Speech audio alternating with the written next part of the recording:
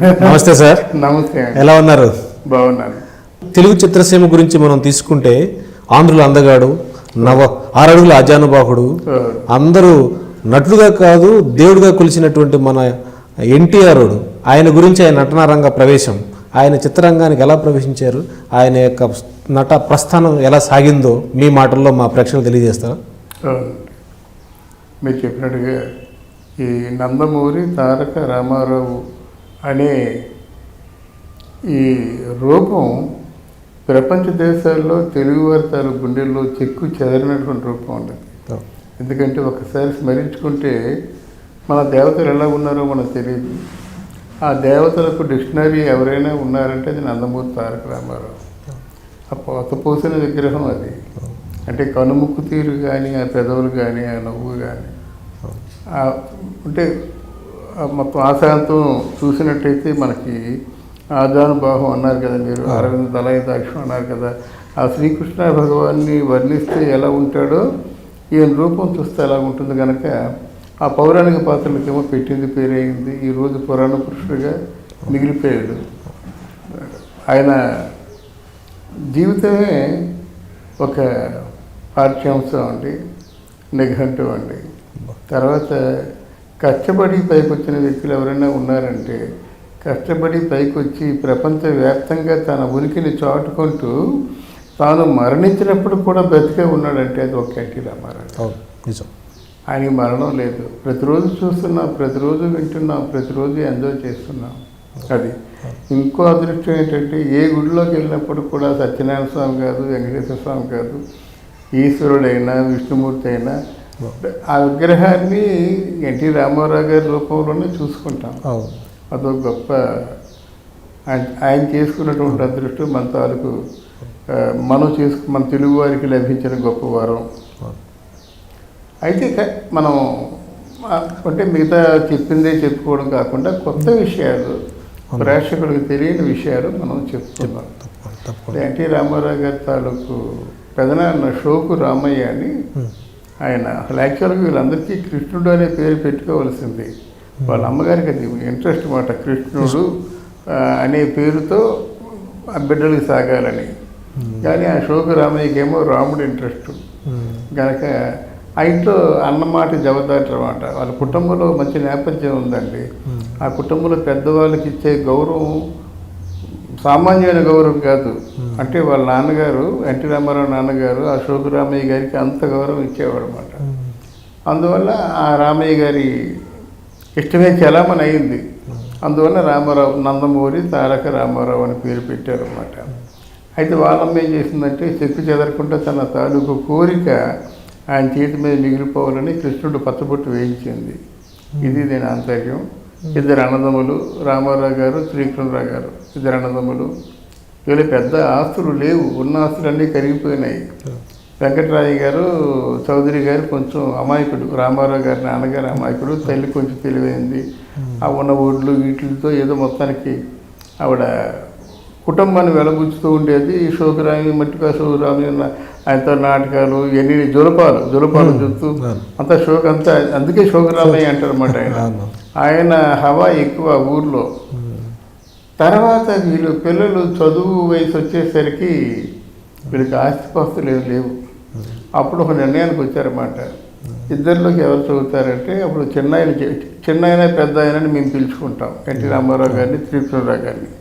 అప్పుడు చిన్నాయన చెప్పారన్నమాట, నాకు చదువు మీద పెద్ద ఇంట్రెస్ట్ లేదురా, నువ్వు చదివితే బాగుంటుంది అని చెప్పేసి ఒక తమాషా అనుబంధం. అన్నయ్యనేమో ఒరే అంటాడు, తమ్ముడినేమో ఏమండి అంటాడు. ఆయన అలా చేద్దాం అనేసరికి కొంతకాలం పొగాకు వ్యాపారం చేశాడు చిన్నాయన. తర్వాత పాల వ్యాపారం చేశాడు. అలాగే ఆయన ఇండస్ట్రీకి పంపించినట్టు ఇండస్ట్రీలో చాలా కష్టాలు పడ్డాడండి రామారావు గారు. ఏదో అలవోకగా వచ్చేయలేదు, ఓవర్ నైట్ వచ్చేయలేదు అన్నమాట. అలాగే ఇంట్లోంచి డబ్బు పంపించకుండా అక్కడ మనం సర్దుబాటు చేసుకోవాలని చాలా, ఒక పూట తింటే 2 పూటలు తినకుండా గడిపిన రోజులు చాలా ఉన్నాయి. ఆ విషయం తెలిసిందే. తమ్ముడు కూడా మద్రాసు వెళ్ళిపోయి ఆయనకు అండగా ఉన్నాడు. ఏదైతే అది ఏదో సినిమాలు, కంపెనీలు చుట్టూ చెడ్డం, సినిమాలతో సంప్రదించడం ఇవన్నీ జరిగాయి. అయితే రామారావు గారు, గుమ్మడి గారు టీవీ రాజు గారు, తాతినేని ప్రకాశ్రావు గారు వీళ్ళందరూ ఒక గదిలో ఉండేవారు అన్నమాట. తర్వాత యోగానంద్ ఒకడు, వీళ్ళంతా ఒక గదిలో ఉండేవారు. గదిలో ఉంటూ వాళ్ళ తాలూకు కార్యక్రమాలు చర్చించుకోవడం, నువ్వే ప్రయత్నం చేస్తున్నావు అంటే నువ్వే ప్రయత్నం చేస్తున్నావు అని అనుకోవడం, ఇలాగ జరిగిందన్నమాట. అప్పుడు బిఏ సుబ్బారావు గారికి ఏంటంటే విపరీతమైన ప్రేమ. అసలు యాక్చువల్గా పిలిపించింది బిఏ సుబ్బారావు గారి. అయితే ఆయన కంటే ముందు మన కృష్ణవేణమ్మ, మీర్జాపూర్ రాజా గారి భార్య, ఆవిడ ఏంటంటే పల్లెటూరి పిల్ల, దానికంటే ముందు మన దేశం అనే సినిమాలు స్టార్ట్ చేస్తుంది. ఎక్స్పెరిమెంట్గా ఉంటుంది, ఒక సినిమా చేసి చూద్దాం అని చెప్పేసి రామారావు గారికి మన దేశంలో వేషం ఇచ్చినట్టయితే అప్పుడే తెలిసిందన్నమాట ఏంటంటే ఆయన చాలా ఎమోషనల్, కోపాన్ని కంట్రోల్ చేసుకోలేరు. ఎవరో క్రౌడ్నేమో కంట్రోల్ చేసేటువంటి సబ్ ఇన్స్పెక్టర్ పాత్ర అది. ఈ క్రౌడ్ని కంట్రోల్ చేయడంలో మొత్తం చితకబాదేశాడు అన్నమాట అందరినీ. నిజంగానే కొట్టేశాడు. నాకు ఇదే కావాలనుకున్నాడు. అప్పుడు కాంచి ఎవరు మన బిఏ సుబ్బారావు గారు. ఇంకొక చిన్న ఉదంతం చెప్తాను నేను. నాగిరెడ్డి చక్రపాణి గారు స్టూడియోలో కూర్చున్నారు. అక్కినేని నాగేశ్వరరావు గారును రామారావు గారు టెన్నిస్ ఆడుతున్నారు. ఆడుతుంటే ఆ నాగేశ్వరరావు గారు కొట్టిన బాల్ ఏదైనా మిస్ అయినట్టయితే ఈ రామారావు గారి తాలూకు ఆ ముఖంలో రంగులు మారిపోతుండేమాట. ఆ బ్యాట్ని బిగించి పట్టుకునేవాడు, కళ్ళల్లో అలా నెత్తురు చిమ్ముతుండేది అన్నమాట. అప్పుడు నాగిరెడ్డి అనుకున్నాడు అన్నమాట, ఈ పట్టుదలే నాకు కావాల్సింది. అంటే కొన్ని సందర్భాలు ఎలాగ మనుషుడికి అదృష్టాన్ని తీసుకొస్తాయో చెప్తున్నాను నేను. అలాగే ఈ ఘట్టాన్ని గుడిగంటలు టైంలో, గుడిగంటలు సినిమాలో మీరు గమనించినట్టయితే జగ్గయ్య గారు, ఎన్టీ రామారావు గారు ఇద్దరు అది టెన్నిస్ ఆడుతుండగా ఆయన బాల్ మిస్ అయినట్టయితే చాలు ఆ బ్యాట్ని కూడా విడిచేస్తాడు ఎన్టీ రామారావు గారు అన్నమాట. అంటే వాళ్ళ తాలూకు క్వాలిటీస్లోంచి, వాళ్ళ తాలూకు సహజ గుణంలోంచి వచ్చినటువంటి పరివర్తనలు ఇవన్నీ అన్నమాట. ఇవన్నీ అంటే పువ్వు పుట్టగానే పరిమళిస్తుందని చెప్పినట్టుగా ఆయన మొదటి నుంచి ఈ పట్టుదల, ఈ కసి ఇవన్నీ ఉన్నాయి, కొత్తగా మధ్యలో వచ్చినాయి కావు. అంటే ఇప్పుడు హీరోలాగా కష్టపడాల్సిన పని లేదు, ఆయన డైరెక్ట్గా రావడమే హీరో ఛాన్స్ వచ్చిందంటారా ఎన్టీఆర్కి? చాలా కష్టాలు పడ్డాడండి, చాలా కష్టాలు పడ్డాడు. తర్వాత ఏంటంటే ఏమైందంటే ఇక్కడ మన పూర్ణ పిక్చర్స్ అని ఒక పిక్చర్స్ని మనం స్థాపిద్దాము, మనకి సినిమాలు చేసేవాళ్ళు ఎవరు లేరు, మనకెవరు బ్యాక్గ్రౌండ్ లేదు అని చెప్పేసి అనుకుని ఎవరు మన డివిఎస్ రాజు గారు, హరినాథ్ బాబు వాళ్ళ నాన్న ఉన్నాడు, ఆయన భాస్కర్ రావు ఎవరు ఉన్నారు, ఆయన అక్కడ విజయవాడలో పూర్ణ పిక్చర్స్ డిస్ట్రిబ్యూషన్ సంస్థ పెట్టుకున్నారు. వీళ్ళందరూ ఎన్టీ రామారావు, తిరుపతిరావు గారు, వాళ్ళ మన పుండరీకాక్షి గారు, వీళ్ళంతా పావల 10 పైసలు ఇలాగ షేర్లకు అంటే పెట్టుకొని ఒక డిస్ట్రిబ్యూషన్ సంస్థను మాత్రం పెట్టుకున్నారు అన్నమాట. ఆ డిస్ట్రిబ్యూషన్ సంస్థ ఏంటంటే ఎన్టీ రామారావు గారి పిక్చర్స్ ఏ వచ్చినప్పటికి కూడా మధ్యలో ఆగకుండా సజావుగా రిలీజ్ అయిపోయేలాగా అది ప్లానింగ్ మాట. అది పెట్టుకొని కొంతమంది ఉన్నారు, వాళ్ళ పేర్లు ఎగ్జాక్ట్గా నాకు తెలియదు కానీ అందులో ఒకడు డివిఎస్ రావు, అందులో ఒకడు త్రికరణరావు గారు, అందులో ఒకడు హరినాథ్ బాబు, భాస్కర్ రావు గారు. వీళ్ళు నలుగురు ప్రధానంగా తెలుసు. ఎందుకంటే మనం ఏం చెప్పినప్పుడు కూడా వింటున్నారు, నమ్ముతున్నారు కనుక నమ్మశక్యం కాని మాటలు మనం చెప్పకూడదు కనుక వీళ్ళు నలుగురు అందులో ఉన్నారు పూర్ణ పిక్చర్స్లో. ఏం చేశారు వీళ్ళు? పిచ్చి పుల్లయ్య అనే సినిమా తీశారు. అది తాతినేని ప్రకాశ్రావు గారు ఆయన రూమ్మేటే కదా, సరే ఆయన ప్రమోట్ చేసినట్టుగా ఉంటుందని చెప్పేసి పిచ్చి పుల్లయ్య అని సినిమా తీశారన్నమాట. సినిమా చాలా బాగుంది కానీ పైసలు రాలేదు. తర్వాత తోలు దొంగలు అనే సినిమా తీశారు. ఆ సినిమాకి అవార్డులు వచ్చినాయి, ఆ సినిమాకి సొమ్ము తీసుకోలేదు. ఆ సందర్భంగా భానుమతి గారు ఒక మాట చెప్పారన్నమాట, తోడు దొంగల సినిమా తీసి ఎన్టీ రామారావుని గుమ్మడిని పెడితే ఎలా అవుతాయిగా, తోడు దొంగల సినిమా తీసి నాగేశ్వరరావుని రామారావు గారిని పెడితే బాగా ఆడేది అని చెప్పి హాస్యానికి అనుకుందన్నమాట. నిజమే, వాళ్ళిద్దరే తినుకోలా ఉండేది. అది ఉత్తరోత్తర తర్వాత రామకృష్ణులు అని చెప్పేసి తర్వాత సినిమా వచ్చింది నాగేశ్వరరావు గారు, రామారావు గారు. ఇలాగ 2 సినిమాలు దెబ్బతిన్న తర్వాత వాళ్ళు చాలా దిగులు పడిపోయారు అన్నమాట. ఎలాగా మన దగ్గర డబ్బులు లేవు, అప్పులు చేసిన డబ్బులు అయిపోయినాయి అని దిగులు పడుతూ జయసింహ అనే ఒక సినిమాని ఎలాగ మొదలు పెట్టారంటే ఇవన్నీ నాకు ఎన్టీ రామారావు గారు బ్రదర్ త్రివిక్రమరావు గారు చెప్పినటువంటి సమాచారం అన్నమాట. ఇప్పుడు జయసింహ, రాధనాల, అలాగే అంజలీదేవి, అమ్మాయి సినిమాను వచ్చాయి, సినిమాను పూర్తి చేయి, మీ అమ్మేస్తాం, డిస్ట్రిబ్యూటర్ తీసుకుంటాడు కదా, మీ డబ్బులు మీ పువ్వుల్లో పెట్టిచ్చేస్తాం అని ఆ సినిమాలో ఎవరెవరైతే నటించారో వాళ్ళతో ఒక వారం అండర్స్టాండింగ్కి వచ్చి ఈ సినిమా డెఫినెట్గా బాగా ఆడుతుంది అనుకుంటున్నాం మేము. బాగా ఆడకపోయినట్లయితే ఏదో విధంగా ఏదో రూపంలో మీ డబ్బుకి ఇచ్చేస్తాం. బట్ మాకు అపనమ్మకం మాత్రం లేదు, సినిమా తప్పకుండా పే చేస్తుందని మనస్ఫూర్తిగా చెప్పాడు ఈయన, ఎవరు త్రివిక్రమరావు గారు. అలాగే సినిమా ఫస్ట్ కాపీ చూసేసరికి అందరికీ మతిపోయింది.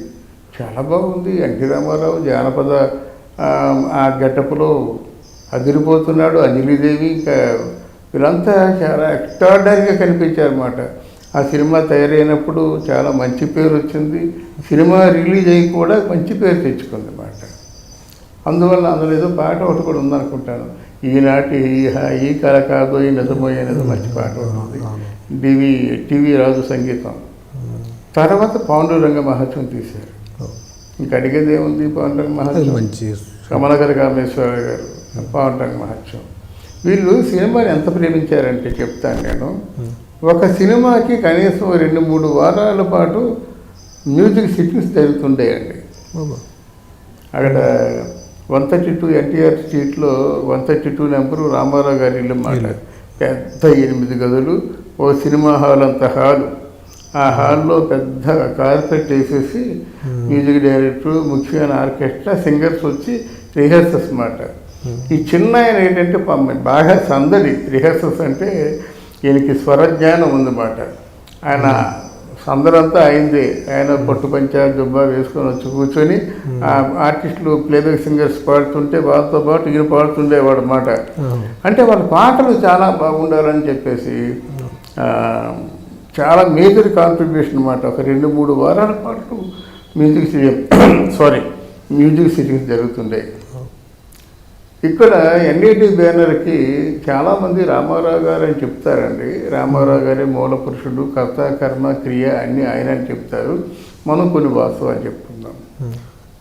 అన్నపూర్ణ పిక్చర్స్కి దుక్కిపాటి మధుసూదనరావు గారు ఎలాగో, విజయ పిక్చర్స్కి చక్రపాణి గారు ఎలాగో, అలా ఎన్ఐటి పిక్చర్స్కి త్రివిక్రమరావు గారు అంత స్థాయి వ్యక్తి అండి.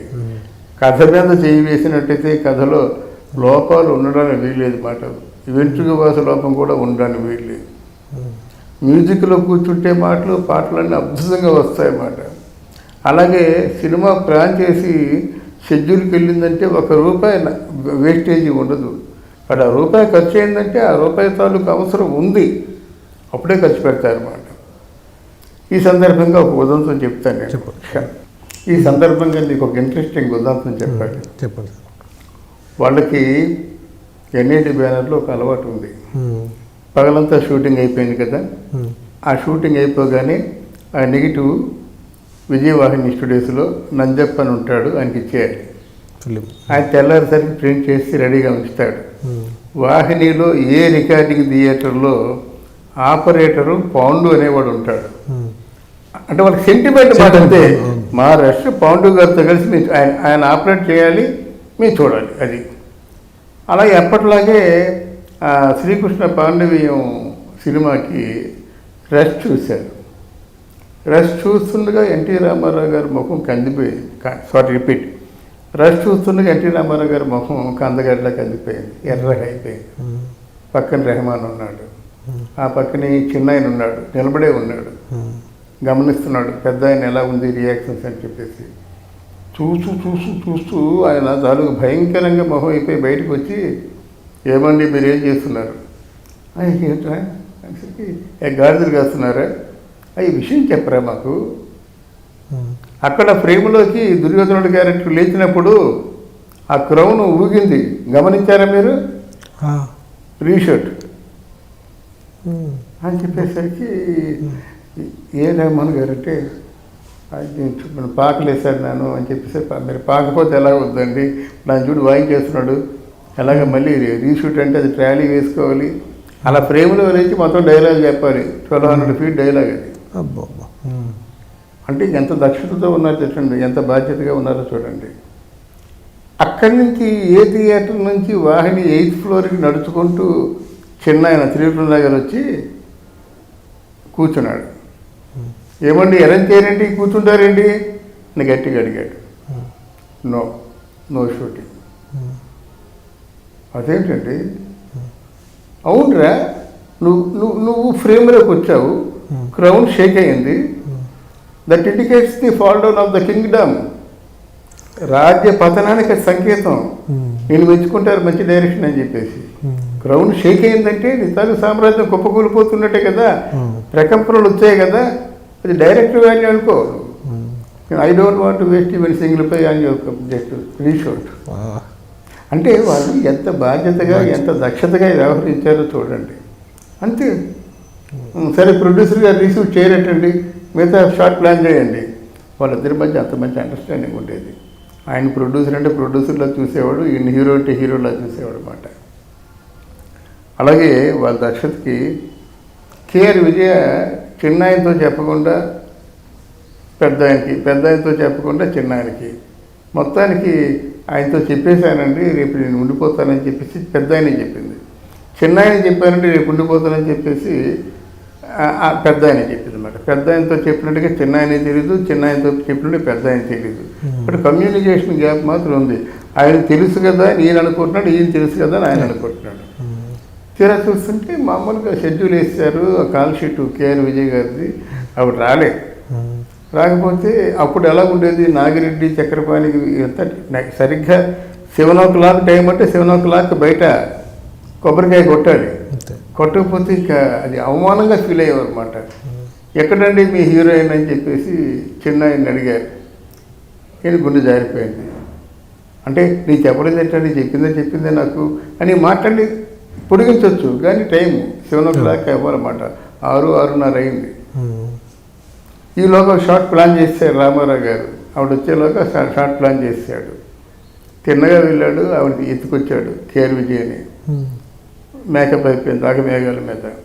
7 గంటలు అయింది, బయట కాయ పగిలింది. అది రామారావు గారు సోలో షాట్ ప్లాన్ చేశారు, ఆ సోలో షాట్ యాక్ట్ చేశారు. ఇక్కడ కేఆర్ విజయ్కి ఆ రోజంతా యాక్ట్ చేసింది. చిన్న ఆయన కానీ పెద్ద ఆయన కానీ పన్నెత్తి మాట అనలేదు. వాళ్ళు తెలిసిపోతుంది వాళ్ళకి. కేఆర్ విజయ్ తండ్రి పేరు రామచంద్రన్. ఆయన మహాప్రభు మమ్మల్ని మన్నించండి, తప్పు అయిపోయింది, క్షమించండి అంటే మాదే ఉందండి, మేము మీలాగా ఆర్టిస్టులో ఆ ప్రొడ్యూసర్ చూస్తారు, వీళ్ళు కలుసుకోండి అంటే అప్పుడు చిన్న ఆయన ఒక వింతైన శిక్ష విధించాడు అన్నమాట. మీ తప్పు అయినట్టుగా మీ స్వహస్తాలతో రాసి ఎన్ఐటి బ్యానర్కి మీ తప్పు అయిపోయినట్టుగా మీ స్వహస్తాలతో రాసి సంతకం చేసి మీ ఇద్దరు ఫ్రేమ్ చేయించి ఎన్ఐటి బ్యానర్లో పెట్టండి, అదే మీ పనిష్మెంట్. అలాగే క్షమాపణ పత్రం రాశారు, ఫ్రేమ్ చేయించారు, ఎన్ఐటి బ్యానర్లో ఉంది, అది నాకు చూపించారు ఆయన. అంటే అంత సివియర్గా, అంత స్ట్రిక్ట్గా, అంత దేశ దక్షతతో వాళ్ళు ఉండేవారు అన్నమాట. సరే, పోతే ఆయన సినిమాలన్నీ హిట్సే, ఎన్టీఆర్, పెద్ద ఎన్టీఆర్ గారిని. హీరోయిన్ల విషయంలో ఆయన యొక్క ఇన్వాల్వ్మెంట్ ఎలా ఉండేది? అంతా ప్రొడ్యూసర్స్ అయినా, లేకపోతే అప్పటికి ఈ హీరోయిన్లు అంతా లేరు, మన కేఆర్ విజయ్ గారు, తర్వాత షావుకార్ జానకి గారు, భానుమతి గారు, వీళ్ళంతా ఉన్నారు. ఈయన సెలక్షన్స్ ఎలా ఉండేవి? ఈయన యొక్క పాత్ర దాంట్లో ఉండేది హీరోయిన్ సెలక్షన్స్లో? చాలా కావాల్సిన ప్రశ్న వేశారు. ఎన్టీ రామారావు గారి జీవితంలో హీరోయిన్స్ కోసం చాలా కష్టాలు పడ్డాడండి. అందుకే ఆయన హీరోయిన్ని దిగుమతి చేసుకున్నాడు. భానుమతి గారితో యాక్ట్ చేశాడు మల్లీశ్వరి, అంత పెద్ద హిట్. ఎందుకో మరి భానుమతి రామారావు గారికి కాల్ షీట్ ఇచ్చేది కాదు. అంజలిదేవి గారు చేసింది పెద్ద హిట్ జయసింహ. ఎప్పుడు అంజలిదేవి కాల్ షీట్లు రామారావు గారికి ఇచ్చేది కాదు. అలాగే సావిత్రితో యాక్ట్ చేశాడు, చాలా మంచి హిట్స్ ఉన్నాయి, కానీ సావిత్రి గారు ఎప్పుడు కూడా రామారావు గారికి కాల్ షీట్ ఇచ్చేది కాదు. అందుకనే ఆయన బి సరోజని తెచ్చుకున్నాడు. అందుకనే ఆయన దేవికిని బాగా ప్రమోట్ చేశాడు. అందుకనే ఆయన కేఆర్ విజయ్ తీసుకొచ్చాడు. గమనించారా మీరు? అలాగే హీరోయిన్లందరినీ కూడా తీసుకొచ్చింది ఎన్టీ రామారావు గారు. వీళ్ళు ఆయన మర్చిపోయి నాగేశ్వరరావు గారితో చేసేవారు. ఇకపోయినట్లయితే ఇక్కడ ఎవరు సావిత్రమ్మ విషయంలోనే పడ్డారన్నమాట. అదేంటి సావిత్రి గారు మీరు మాతో చేయొచ్చు కదా సినిమాలు ఉండంటే, అప్పుడు లేదండి ఒక 3 years నాన్ స్టాప్గా నాగేశ్వరరావు గారు డేట్స్ తీసుకున్నారు అని బ్లాక్ చేసి పెట్టేవాడు డేట్స్ నాగేశ్వరరావు గారు ఇంకొక హీరోకి ఇవ్వకుండా. ఆ సావిత్రి గారి కష్టాలకు కారణాలు ఇదో కారణం. 3 years బ్లాక్ చేసి పెట్టేవాడు. 3 yearsలో శివాజీ గణేష్కి డేట్స్ లేవు, ఎన్టీ రామచంద్రన్కి డేట్స్ లేవు, ఇక్కడ ఎన్టీ రామారావు గారికి డేట్స్ లేవు. ఇలా ఉండేది అన్నమాట. సో ఆయన చాలా ఇబ్బందులు పడ్డాడండి. రామారావు గారి హీరోయిన్స్ విషయంలో మాత్రం ఒక్క స్టేజ్ ఏది మన వాణిశ్రీ, జయసుధ, జయప్రద వీళ్ళంతా అందుబాటులోకి వచ్చేంత వరకు ఇబ్బందులు పడ్డాడు. మరి కృష్ణకుమార్ని అదే పనిగా కంటిన్యూ చేయడానికి కారణం ఏంటంటే ఆవిడైతే ఫ్లెక్సిబుల్గా ఉంటుంది. అలాగని జానకిని కంటిన్యూ చేయలేడు కదా. అంత మా సమ్మోహనమైన అందగాడు పక్కన జానకి ఏం బాగుంటుంది. కృష్ణకుమార్ వరకు మెయింటైన్ చేయగలిగాడు హీరోయిన్గా, మిగతా వాళ్ళు లేరే. అది స్మాల్ అప్లికేషన్ సార్. ఈ అప్పుడు జరుగుతున్న సమయంలో ఈ పెద్ద ఎన్టీఆర్ గారికి కృష్ణకుమార్ గారితో ప్రేమాయణం కూడా ఉందని స్పెక్యులేషన్స్ వచ్చాయి. దాంట్లో ఎంతవరకు నిజం ఉందంటారు? ప్రేమాయణం కాదు కానీ వాళ్ళు పెళ్లి వరకు వెళ్ళారండి. వాళ్ళు పెళ్లి వరకు వెళ్ళారన్నమాట. వరుసగా సినిమాల్లో చేయడం. కృష్ణకుమార్లో ఉన్న ఒక మంచి సుగుణం ఏంటంటే ఎవరిని నొప్పించదండి, చాలా ఫ్లెక్సిబుల్గా ఉంటుంది. తర్వాత ఏమో ఒక సెల్ఫ్ సెంటర్డ్ అన్నమాట, తను తాను ఎప్పుడూ కాపాడుకుంటూ వస్తుంది. ఈ గుణం రామారావు గారు బాగా నచ్చింది. మొత్తానికి ఏంటంటే సరే ఆయనకి ఎప్పుడు వాళ్ళ మిస్సెస్ చూలింత బాలింత ఇలా ఉండేది కదా. మరి ఆయనకి ఏంటంటే మెంటల్ రిలాక్సేషన్ కోసం ఏమాత్రం అవకాశం కూడా లేకుండా పోయింది అన్నమాట. మరి ఎందుకో సంహవ్ కృష్ణకుమారి పట్ల ఆకర్షితుడయ్యి ఆయన మాట్లాడుకున్నారు. ఇది బసవతారకం గారికి కూడా తెలుసు. సరే మామయ్య నీకు ఇష్టమైతే నేను కాదన్ను కదా, నువ్వు ఏ నిర్ణయం తీసుకున్నా సరే మంచి నిర్ణయమే తీసుకుంటావని నాకు తెలుసు అని కృష్ణకుమారి గారు రామారావు గారికి అనుమతి ఇవ్వడం కూడా జరిగింది. ఇక్కడ ఏం జరిగింది, ఆ చిన్నాయనకి కబురు చేశారన్నమాట. కబురు చేసి ఏమండి మేము పెళ్లి చేసుకోబోతున్నాం కృష్ణకుమార్ గారిని, మీరు కూడా వస్తే బాగుంటుంది. అరే అక్కడ వచ్చినంత వరకు బాగా అని చెప్పేసి ఆ విజయవాడలో కళ్యాణ్ చక్రవర్తిలో ఉన్నటువంటి శ్రీకృష్ణరావు గారు బండి వేసుకొని ఒక 3.5 hours మద్రాసు వచ్చేసాడు. వచ్చేసి రావడం కృష్ణకుమారి ఇంటికి వెళ్ళిపోయాడు. ఆవిడ పట్టుచీర కట్టుకొని హాయిగా పెళ్లి కూతురు ముస్తాబు అయిపోయి సింగారించుకొని కూర్చుందన్నమాట. ఈ చిన్న ఆయనకి ఎప్పుడు బొడ్లో తుపాకీ ఉంటుంది, షూటింగ్కి వెళ్ళినా తుపాకీ ఉంటుంది బొడ్లో. తక్కువ తుపాకీ తీసి చంపేస్తాను నేను. ఏంటి పెళ్ళేంటి, ఆంధ్రదేశం అంతా ఆయన్ని రాముడిలాగా కృష్ణుడిలాగా దేవుడిలాగా చూస్తుంటుంటే ఈరోజు రెండో పెళ్లి చేసుకుంటే ఎన్టీ రామారావు ఎలా చూస్తారు? ఆయన పురాణ పాత్రలు వేస్తే ఆయనకి ఆ ఇమేజ్ దక్కుతుందా? లేదు ఆయన నాతో అంటే ఆయన నీతో ఉన్నాడు పిచ్చిదానా, నేను నీతో ఉన్నాను. కాంతారావునితో లేడా? ఎవరు నీతో లేరు అంటే నీతో ఉన్నట్టయితే సినిమా పరంగా ఉంటారు, ఏదో కాలక్షేపం చేస్తారు. అందరినీ ఇన్ని పెళ్ళిళ్ళు చేసుకుంటావా? దాన్ని సిద్ధమే చెప్పు. నీకు 1 గంట టైం ఇస్తున్నాను నేను. రామారావు గారికి కనిపించుకుంటే నువ్వు ఇక్కడి నుంచి వెళ్ళిపోవాలి. లేదు ఉన్నావా, నిన్ను కాల్ చేస్తాను, నేను కాల్ చేసుకుంటాను. Choice is yours. ఇక్కడే కూర్చుంటాను నేను. అలా కూర్చునేసరికి మొత్తం పెట్టి బెడ్కి సర్దుకొని కారు వేసుకొని ఫస్ట్ బెంగళూరు షిఫ్ట్ అయిపోయింది. బతుకుంటే బొలుసకు తినొచ్చని ఫస్ట్ బెంగళూరు తాళాలు వేసి బెంగళూరు షిఫ్ట్ అయిపోయింది అన్నమాట. ఈయన పంచి కట్టుకొని కూర్చున్నాడు. అంటే మన వడపల్లిలో పెళ్ళి తమ్ముడు వస్తే వెళ్ళి చేసుకోవడం అన్నమాట. అంటే వాళ్ళకి ప్రపంచం అంతా ఏమనుకున్నా పర్వాలేదు కానీ తమ్ముడు మాత్రం తనని హర్షించాలి, తమ్ముడిని నమ్మించాలి, ఒప్పించాలి, మెప్పించాలి. ఉండేసరికి అప్పుడు చిన్న ఆయన వెళ్ళారన్నమాట.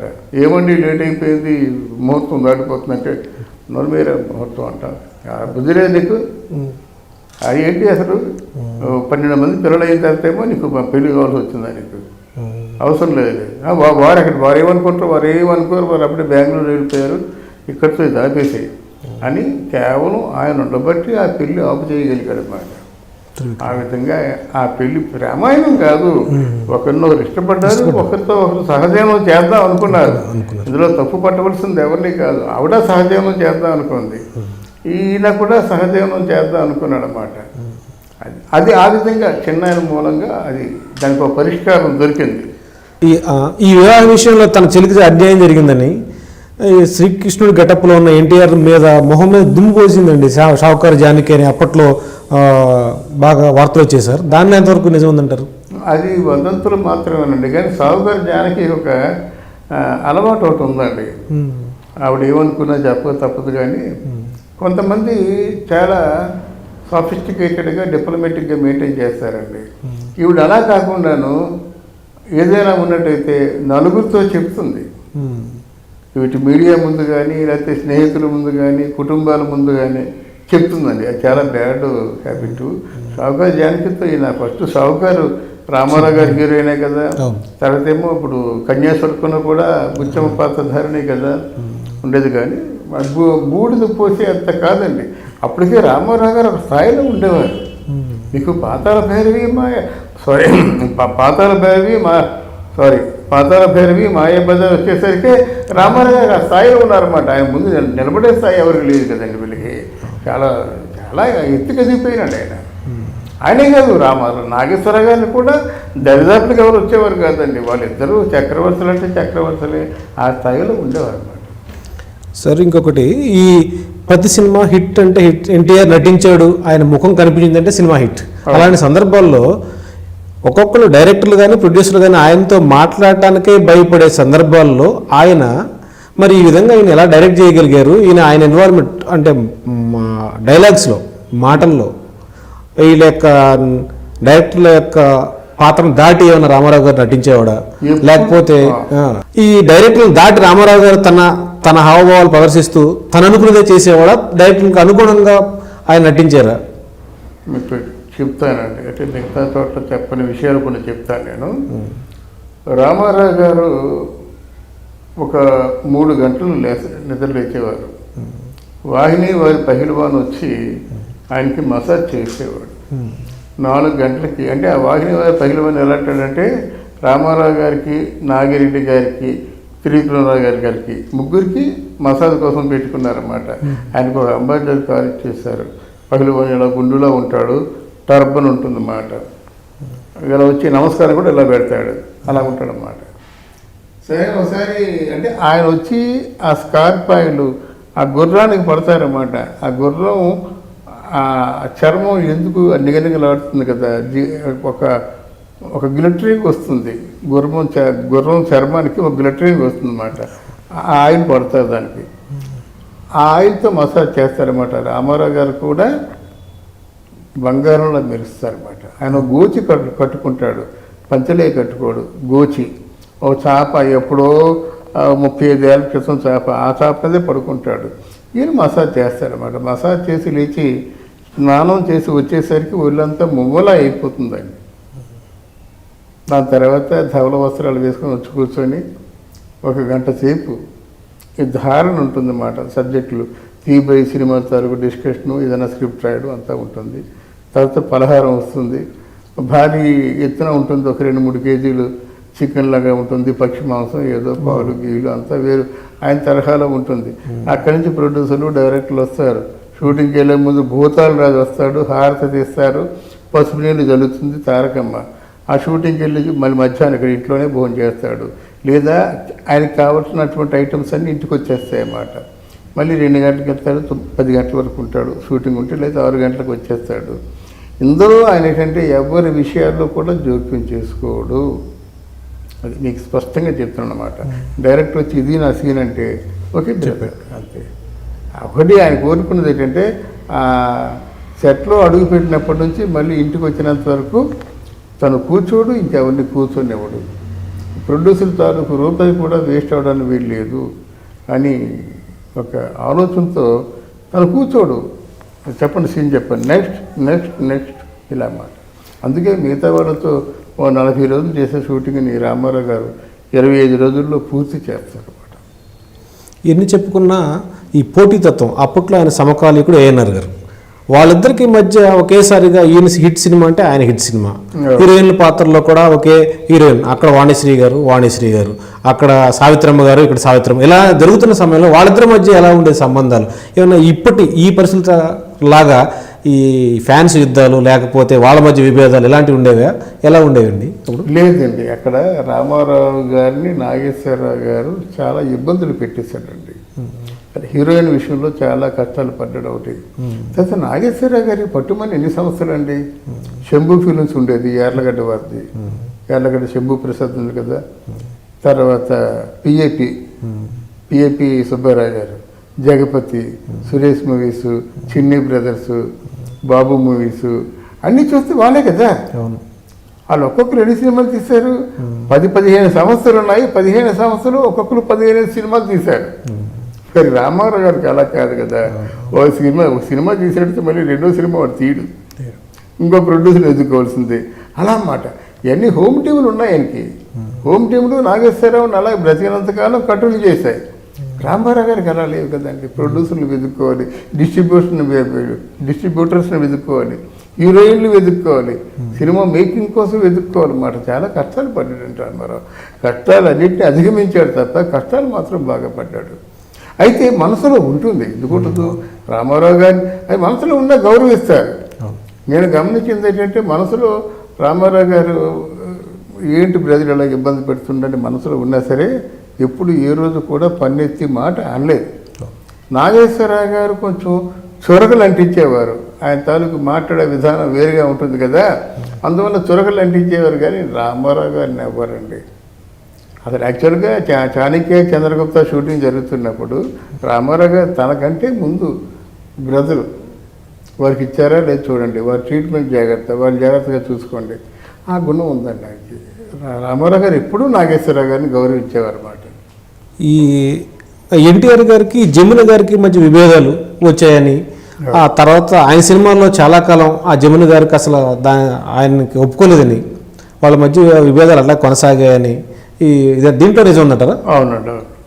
ఇందులో యాక్చువల్గా క్లాష్ ఎన్టీ రామారావు గారికి జమున గారికి కాదండి, ఇది నాగేశ్వరరావు గారికి జమున గారికి. నాగేశ్వరరావు గారు ఏంటంటే ఒక అలవాటు ఉంది, హీరోయిన్లు అందరితో కూడా సరదాగా మాట్లాడతాడు, ఎందుకంటే వాళ్ళ మూడ్లో తీసుకెళ్తాడు. ఎంత ఫ్రెండ్లీగా ఉంటే అంత లైఫ్ ఉంటుంది సన్నివేశంలో అనేటువంటి ఆలోచన ఆయనకు ఉంటుంది. అంతకుమించి మనం వేరేగా చెప్పుకోవాల్సిన అవసరం లేదు. కానీ అది జమున నచ్చలేదు, నచ్చలేక మీ మాటలు నాకు నచ్చటం లేదండి, మీ తాలూకు ప్రవర్తన నాకు నచ్చటం లేదని చెప్పేసి కొంచెం గట్టిగానే సమాధానం చెప్పింది అన్నమాట. అప్పుడు వీడికి బాధ కలిగి బ్రదర్ నిన్న కాక మొన్న వచ్చినటువంటి హీరోయిన్ మనం అనే విషయాన్ని కూడా గమనించకుండా గౌరవం లేకుండా మాట్లాడుతుంది, నేనైతే ఎవరితో యాక్ట్ చేయకూడదు అనుకుంటున్నాను అంటే నేను మాత్రం ఏముందండి, మీరు వద్దంటే నేను వద్దంటాను, నేను కూడా యాక్ట్ చేయను. అదే జరిగిందన్నమాట. వాళ్ళు కొంతకాలం యాక్ట్ చేయడం మానేశారన్నమాట కలిసి. రామారావు గారితో నాగేశ్వరరావు గారు చెప్పకనే చెప్పాడు, మీరు మానేయని నేను చెప్పలేదు, నేను యాక్ట్ చేయదలుచుకోలేదని చెప్పాడు అన్నమాట. ఆ తర్వాత కొన్నాళ్ళ పాటు జగ్గయ్య గారితో వరుసగా సినిమాలు చేసిందన్నమాట. జగ్గయ్య గారు ఎవరు, దుగ్గిరాల్లో జమున గారు మాస్టర్, క్లాస్ టీచర్. ఆ ఫ్రెండ్షిప్తో చేసింది. చాలా మెజారిటీ ఆఫ్ ద పిక్చర్స్ అన్నమాట జగ్గయ్య జమున సినిమాలన్నీ సక్సెస్ఫుల్గా వచ్చాయి. తర్వాత ఏంటంటే నాగిరెడ్డి చక్రపాణి గారు గుండమ్మ గారు సినిమా తీస్తున్నప్పుడు ఈ క్యారెక్టర్ జమున ఉంటే బాగుంటుంది కదా, పొగరమూత పిల్ల, రిచ్ అమ్మాయి జమున ఉంటే బాగుంటుంది, బాగా పండుతుంది అనుకొని అప్పుడు జమునని వాళ్ళ నాన్నగారిని పిలిపించినట్టయితే వాళ్ళ నాన్నగారు అన్నారు, మాకేం లేదండి, మాకు వ్యత్యాసాలు ఏమి లేవు, మీరు ఎలా చెప్తే అలాగే అన్నారు. అప్పుడు రామారావు నాగేశ్వరరావు గారితో జరిగిపోయింది దాన్ని ఎందుకు, మీరు మంచి ఉజ్వల భవిష్యత్తు ఉంది, ఇంకా మీకు స్టార్ట్ అవ్వలేదు, ఇంకాను దశ అనేది స్టార్ట్ అయితే ఇంకా చాలా కాలం ఉండవలసిన వాళ్ళు, మీరు మీ మధ్య ఇట్లాంటి చిన్న చిన్న సిల్లీ థింగ్స్ విషయంలో మీరు పట్టుదలగా ఉండడం బాగుంటుంది అని వాళ్ళిద్దరినీ కలిపి, సరే ఎవరి మధ్యనైతే గొడవలు వచ్చాయో ఆ గొడవలు వచ్చిన వాళ్ళ మధ్యనే మంచి కెమిస్ట్రీ కుదిరేలాగా మంచి సన్నివేశాలు, మంచి రొమాంటిక్ సన్నివేశాలు, తర్వాత ఆ నీగో తెల్లారేలాగా ఏంటంటే జమున పొగరు తగ్గేలాగా గుండం గదిలో సన్నివేశాలని మార్చి అంటే సన్నివేశాలని సమకూర్చుకున్నారు అన్నమాట. పోతే సార్ సీనియర్ ఎన్టీఆర్ గారు చూస్తే ఎంతో చక్కగా అందంగా కనిపిస్తారు. ఈ మేకప్ అయిపోయిన తర్వాత షూటింగ్ ప్యాకప్ చెప్పిన తర్వాత ఆ డ్రెస్సులతోనే ఆయన ఇంటికి వెళ్ళిపోయేవారు. అక్కడ ఉన్న వాళ్ళు ఎవరు ఈ డ్రెస్ కాస్ట్యూమ్స్ ఇవ్వాలని అడిగేవాళ్ళు కాదని అనేవాళ్ళు. అప్పుడు అదేమంటారు, అదంతా అది నిజమేనా? అంటే రామారావు గారికి ఒక అలవాటు ఉందండి. ఆయన పాతకాలం మనిషి. ఆ నటరాజస్వామికి దండం పెట్టుకొని మేకప్ స్టార్ట్ చేసేవాడు ఆయన. ఆయన దగ్గర మేకప్ మ్యాన్ పీతాంబరం గారు అని ఉండేవారు అనమాట. అంటే వాసు అనే డైరెక్టర్ తాలూకు ఫాదర్ పీతాంబరం, ఆయన అసిస్టెంట్ ముత్తు. చాలా కాలం ముత్తే మేకప్ చేసేవాడు ఎన్టీ రామారావు గారికి. కాశ్యమరు మోక రామారావు అనే ఒక కాశ్యమరు అన్నమాట. ఆయన కూడా భోజన ప్రియుడు, రామారావు గారి దగ్గర ఉన్నాడు కదా. ఇది డ్రెస్ అంటే ఆయన ఏదైనా చెప్పులు ఉన్నాయనుకోండి, ఆ చెప్పులు తిరిగిస్తే అది ఎవరెవరు వేసుకుంటారు. బట్టలు ఉన్నాయనుకోండి, మరి ఏ చర్మవ్యాధి ఉన్నోడికి వేసేస్తే మళ్ళీ మనం వేసుకోవడం కష్టం అని చెప్పేసి ఏ రోజుకి ఆ రోజు డ్రెస్సు, టవలు, సబ్బులు కూడా తీసుకెళ్ళిపోతుండేవాడు అనమాట, మరొకరు వాడకుండా. అది అలవాటుగా పెట్టుకున్నారు ఈ ప్రొడ్యూసర్లు, డైరెక్టర్లు కూడా. అది ఆనవాయితీగా, అది దాని ప్రసక్తే లేదు. వస్తువు ఈవెన్ పౌరాణిక సినిమాలు వేసినప్పుడు కూడా పౌరాణిక సినిమాలో ఎన్ని ఆర్నమెంట్స్ పెట్టుకుంటే అన్నీ కూడా ఇంటికి తీసుకుపోయేవాడు అనమాట. తన ఒంటి మీద నుంచి మరొకరి ఒంటి మీదకి వెళ్ళడానికి వీల్లేదు. అది పోతే ఆయన సాంఘికం కానీ, జానపదం కానీ, పౌరాణికం కానీ ఆయన చేయని పాత్ర లేదు. ఒక అల్లూరి సీతారామరాజు పాత్రకు వస్తే ఆయన చేయాల్సిన పాత్ర సూపర్ స్టార్ కృష్ణ గారు చేశారు. అది కూడా చాలా జనరంజకంగా అందరూ మెచ్చారు. కానీ ఆయన లోట తర్వాత సినిమాలో తీర్చుకున్న వాళ్ళిద్దరికి మధ్యన విభేదాలు వచ్చాయా, లేకపోతే ఆయనే కృష్ణ గారే వేరే తీసుకున్నారా ఆ సీతారామరాజు అనే స్క్రిప్ట్? లేదండి, ఎందుకంటే విభేదాలు వచ్చాయి. వచ్చాయి. ఎప్పుడైతే అల్లూరి సీతారామరాజు సినిమా తీస్తున్నాడో రామారావు గారు ఆ స్టోరీ రాయించారు. రాయించి పడాల రామారావు అనే ఆయన రాజమండ్రి కథ రాసి ఆ స్క్రిప్ట్ చూశాను నేను. పితూరి అల్లూరి సీతారామరాజు, ఆ రోజుల్లో పితూరి అనేవారు అన్నమాట. పితూరి అంటే పుకారు. అది తర్వాత ఎందుకు ఆ స్క్రిప్టు కరెక్ట్గా చరిత్రను చెప్తున్నామా చెప్పలేకపోతున్నామా, విన్న మాటలు రాస్తారే, ఉన్న మాటలు రాసేవాళ్ళు ఎవరని కొంచెం స్క్రిప్ట్ని పక్కన పెట్టారు. ఇంతలోగా మన త్రిపురనేని మహారాజు ఉన్నాడు కదా, ఇంకా చెవిలో ఇల్లు కట్టుకొని పోరాడి ఆ స్క్రిప్ట్ తయారు చేసి రోజు డైలాగ్స్ వినిపించి మొత్తానికి ఏంటంటే కృష్ణ గారిని ఒక ప్రొవోక్ చేసి, అంటే ఒక విధంగా ఎంకరేజ్ చేసేసరికి ఆయన సినిమా అనేసి అనౌన్స్ చేసి సినిమా తీశాడనమాట. ఈయనకి బాధ అనిపిస్తుంది కదా. కృష్ణ గారు 2-3 సందర్భాల్లో రామారావు గారికి ఎదురు తిరిగాడనమాట. ఇది అల్లూరి సీతారామరాజు సినిమా ఒకటి, తర్వాత గండిపేట రహస్యం సినిమా ఒకటి తీశారు. మూడోది ఏంటంటే కురుక్షేత్రం అనే సినిమా దానవేల సూరకర్ణకి ఎగినట్టుగా తీశారు. 4వది సింహబలుడు, రామారావు గారు అయితే సింహ గర్జన వీలు తీశారు. ఎప్పటికప్పుడు ఒక కొండను ఢీకొన్నట్టుగా కొన్నాడు ఈయన కృష్ణ గారు. ఉంది తర్వాత ఆయన పెద్ద మనసు కదా. ఇప్పుడు వాళ్ళు ఎలాగ ఆలోచిస్తారంటే, ఇప్పుడు కృష్ణ గారితో నేను పోటీ పెట్టుకుంటే ఆయన నేను ఒకటైపోతాం. ఇప్పుడు నేను కృష్ణ గారిని ఇగ్నోర్ చేసినట్టయితే నా పెద్దరికి నాకు దక్కుతుంది, కృష్ణ చిన్నవాడిగా మిగిలిపోతాడు. అంత డిప్లొమాటిక్గా ఆలోచిస్తారు వాళ్ళు. సినిమా రంగానికి వస్తే సినిమా వాళ్ళ యొక్క ఖ్యాతిని పెంచింది రామారావు గారే. కొన్ని సందర్భాల్లో ఈయన మేకప్తో పాటుగానే ఫ్లైట్లో ప్రయాణిస్తూ చూసిన వాళ్ళంతా ఈ సినిమా వాళ్ళు ఏంటి రంగులేసిన విధంగా వెళ్తున్నారు అనేటువంటి అవహేళన చేసిన సందర్భం కూడా ఉందని నేను పత్రికలు చదివాను సార్. దాంట్లో ఎంతవరకు నిజం ఉందంటారు? అది రామారావు గారు చాలా కరెక్ట్ అండి. ఎందుకంటే అప్పుడు మేకప్ వేసుకొని బయటికి వెళ్ళడానికి కారణం ఏంటంటే 7 గంటలకి షార్ట్ తీయాలి.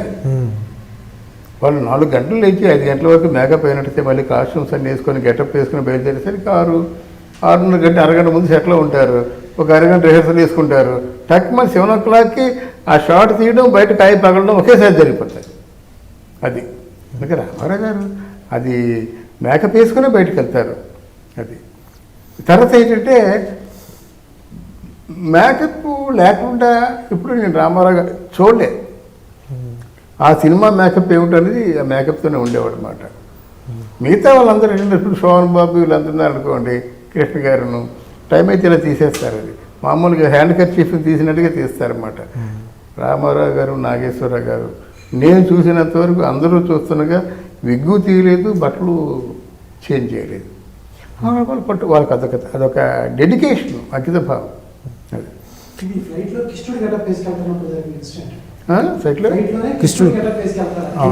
అవునవును. ఆయన గెటప్ వేసుకున్నట్టయితే ముందు నటరాజస్వామి దండం పెట్టుకుంటాడండి, మేకప్ వేస్తే మేకప్ ఫ్యాన్కి దండం పెట్టుకుంటాడండి. ఇప్పుడు ఎక్కడి నుంచైనా ఫ్లైట్లో కూడా వెళ్ళాలనుకుంటే ఆ కిరీటం ఎంత ఉంటుంది, ఒక 2 అడుగులు కిరీటం ఉంటుంది కదా, ఆ కిరీటంతోనే వెళ్ళిపోయేవాడు అనమాట. కొంతమంది నమస్కారాలు పెట్టేవాడు, కొంతమంది నమస్కారాలు పెట్టడం ఏంటి కరువు కాకపోతే మేకప్ వేసుకొని బయలుదేరిపోవడం ఏంటనుకోండి లోపల అనుకునే ఉంటారు. కానీ బట్ మేకప్ వేసుకొని రామారావు గారు జర్నీ చేసేవారు. అవి పౌరాణిక పాత్రలు కావచ్చు, జానపద పాత్రలు కావచ్చు, సాంఘిక పాత్రలు కావచ్చు, మేకప్ లేకుండా చేసేవారు కాదు ఆయన. ఆయనతో పాటు సమకాలీన హీరోలతో ఆయనకున్న సంబంధం ఎలా ఉండేది సార్? ఏమైనా ఈ ద్వేషంగా ఉండేవాళ్ళ, లేకపోతే కులాల గురించి ఏమన్నా అలాంటివి ఉండేవి అప్పుడు? ఇప్పుడంటే మరి ఈ కులాలకు విడిపోయిన సందర్భం ఈ సినీ రంగం అంతా, అప్పట్లో ఎలా ఉండేది? రామారావు గారి గురించి ఒక విషయం చెప్తాను వినండి. రామారావు గారు ఎప్పుడు కూడా ఒక స్థాయికి ఎదిగిన తర్వాత నటీనటులందరినీ అల్లంత దూరంలో ఉంచాడండి. రామారావు గారితో మాట్లాడాలంటే భయం ఎవరికైనా సరే, వెళ్ళి ముందుగా అందుకే కాళ్ళ మీద పడతారు. కాళ్ళ మీద పడితే ఆ ఫోర్స్లోంచి ఒక 50% డ్రాప్ అవుతారు ఆయన. ఆ తర్వాత మాట్లాడతారు. కానీ రామారావు గారు ఎవరిని ఎక్కడ ఉంచాలో అక్కడ ఉంచారండి. అదే అలవాటు నాగేశ్వరరావు గారికి ఉందండి. అంత తక్కువ పర్సనాలిటీ పెట్టుకొని ఎవరిని ఏ పరిధిలో ఉంచాలో ఆ పరిధిలో ఉంచారండి వాళ్ళు. ఒకరి మీద అభిమానం చూపించడం అట్లా ఏం కాదండి, అందరూ సమానంగా ఉన్నారు. కాదంటే ఆ శోభన్ బాబు, కృష్ణ వీళ్ళు కొంచెం ఎంకరేజ్ చేశారు, ఇద్దరు ఎంకరేజ్ చేశారు. శోభన్ బాబుని, కృష్ణని ఇటు ఎన్టీ రామారావు ఎంకరేజ్ చేశారు, ఇటు నాగేశ్వరరావు ఎంకరేజ్ చేశారు. మిగతా వాళ్ళు ఎవరిని దరిదాపులు రానివ్వలేదు. హర్నాథ్ రాగలిగాడా, దానికి అంటే వక్ర భాష అని చెప్పొద్దు, హర్నాథ్ రాగలిగాడా అంత అందగాడు అయినప్పుడు కూడా. అలాగే జగ్గయ్య గారికి కూడా మామూలు సెకండరీ క్యారెక్టర్లు కనుక ఇక జగ్గయ్య మనకు పోటీ కాదు అని నిర్ధారణకు వచ్చిన తర్వాత ఆయన్ని కూడా రామారావు గారి పక్కన అంటే ప్రధాన పాత్ర వహించాడు, నాగేశ్వరరావు పక్కన కూడా ప్రధాన పాత్ర వహించాడు అన్నమాట. అది ఎంతో గొప్పగా సినీ జీవితం సాగిపోతున్న ఈ తరుణంలో ఒక్కసారిగా ఆంధ్రుల కథానాయకుడు ఈ రాజకీయ రంగం వైపుకు ఆయన ఎందుకు వచ్చాడంటారు? ఆయన చెప్పే దాంట్లో ఈ ప్రజలకు సేవ చేయాలి అనేటువంటి, పేదలకు దగ్గర అవ్వాలనేటువంటిది నిజమేనంటారా? స్వతహాగా చిన్నప్పటి నుంచి రాజకీయ నాయకుడు కావాలనేటువంటి ఆలోచన ఆయనకు ఉందంటారా? 100కి 100 పాళ్ళు ఆయన సేవా తత్పరత ఉన్నవాడండి. ఎందుకంటే అందులో ఆయన అనుమానాన్ని శంకించకూడదు. ఆయన దేవుళ్ళటి మనిషి, కమ్యూనిస్టిక్ పాలసీ, వామపక్ష భావాలతో ఉన్నవాడు అన్నమాట అండి. నిజంగా 2 రూపాయలు బియ్యం ఇద్దాం అనుకున్నాడు, ఇచ్చాడు కదా 2 రూపాయలు బియ్యంకి. పేద సాధనకేమో సివిల్ సప్లైస్ అందుబాటులో పెట్టాలనుకున్నాడు, ఆ రేషన్ అంతా బాగా మెయింటైన్ చేశాడు కదండి. తర్వాత ఏమో చాలా లాలూచీలు, చాలా గొడవలు, తాను స్వచ్ఛందంగా ఈ గొడవల్లో ఇరుక్కున్నాడు కనుక పట్వారీ వ్యవస్థను రద్దు చేస్తానని ఇక్కడ చెప్పాడు. అక్కడ ఆ కర్ణపు మున్సిపల్ కర్ణాలు ఆ వ్యవస్థను రద్దు చేశారండి. దీనివల్ల తలకాయలు తెగిపోయిన వాళ్ళు ఉన్నారండి. పొలం గట్ల మీద తలకాయలు తెగిపోయినాయన్నమాట, అంగుళం భూమి కలిసిందని చెప్పేసి. అంటే ఆయనకి ఏదైనా అవకాశం వస్తే ఇట్లాంటి సంస్కరణలు చేద్దాం అనుకున్నాడు, చేశాడు. సరే అంతలో ఇక్కడ చంద్రబాబు నాయుడు రూపంలో, లక్ష్మీపార్వతి రూపంలో ఆయనకి మరి దరిద్రం పట్టిందండి. ఏం చేయలేకపోయాడు. కానీ లేకపోతే చాలా గొప్ప వ్యక్తి అండి రామారావు గారు. మాత్రం ఆయన శంకించడానికి వీలేదండి. మనసా వాత కర్మన పేదలు భవిష్యత్తుని కోరుకున్నాడు ఆయన. ఎంతో విజనరీ ఉన్న నాయకుడు, పేదలకు తను ఏదైనా చేయాలి, ఒకసారి నిర్ణయం తీసుకుంటే మొండి పట్టు, ఆ పట్టు వీడడు, ఇలా చేయాలని అనేటువంటి ఆలోచన కలిగినటువంటి అయినా ఇంత దురదృష్టి ఉన్నటువంటి ఈయన్ని మరి ఆ కొడుకులకి అంటే హరికృష్ణ గారు కనీసం తన రాజకీయ భవిష్యత్తులో చక్కటి రాజకీయ భవిష్యత్తు తన కొడుకు ఇవ్వలేకపోయాడు అనేటువంటి దాంట్లో దాని గురించి విశ్లేషించమంటే మీరు? ఇప్పుడు రాజకీయ భవిష్యత్తు ఇవ్వడానికి అవతల వ్యక్తి సమర్థుడై ఉండాలండి. ఇప్పుడు చంద్రబాబు కరెక్టే, వెంకటేశ్వర ఎందుకు పికప్ అవ్వలేకపోయాడు? ఈయనలో ఆ రాజకీయ చతురత ఉంది, పొలిటికల్ క్లాసెస్ మెయింటైన్ చేశాడు, ఆ రైతు సంఘాలు మెయింటైన్ చేశాడు, వీడిలో చురుగుదనం ఉంది, అందుకోగలిగాడనమాట. హరికృష్ణ పాపం బాధ్యత లేకుండా సరదాగా కేర్ ఫ్రీ మాస్టర్లా తిరిగేవాడండి.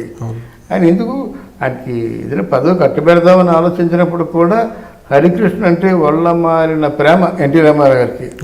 ఎందుకంటే వీడు అమాయకుడు, వీడికి కోపం తప్ప ఇంకేం తెలియదు, వీడేమైపోతాడు అనేటువంటి భయంతో ఉండేవాడు అన్నమాట. కానీ అందిపుచ్చుకునే స్థితిలో ఆయన ఉండాలి కదా, ఆయన అందిపుచ్చుకోలేదు తప్ప వారసత్వం తెచ్చుకోవడానికి ఏముంది. ఇంకా ఎన్టీఆర్ జీవితం అనగానే తెరిచిన పుస్తకం, బయోపిక్లు కూడా వచ్చాయి. పోతే లక్ష్మీ పార్వతి గారి ఆగమనమే ఆయన జీవితాన్ని అది బాగు చేసిందా, కల్లోలం చేసిందా, లేకపోతే ఈ విధంగా ఆయన్ని పాపులరో అన్పాపులర్ చేసిందా అనేది తెలియదు. కానీ ఆయన ఆగమనాన్ని మరి ఆమె లక్ష్మీ పార్వతి గారు వచ్చినప్పుడు ఈ కుటుంబ సభ్యులు ఎవరు వివేచించలేదంటారా?